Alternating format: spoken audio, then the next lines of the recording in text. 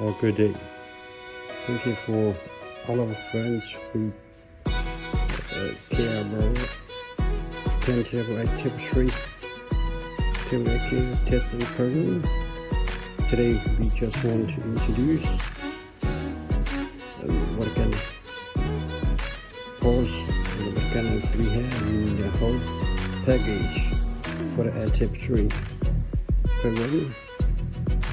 From the windows you can see we have the here we have the air temperature monster, we have the power charger, we have the power light, we also have the different holes,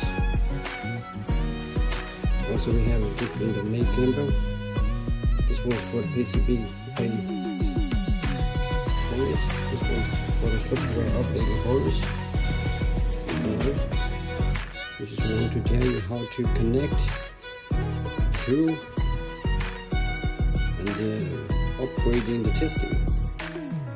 After you get all of this stuff, you need to do the connector to the Turbocharger. So let us show you how to do this.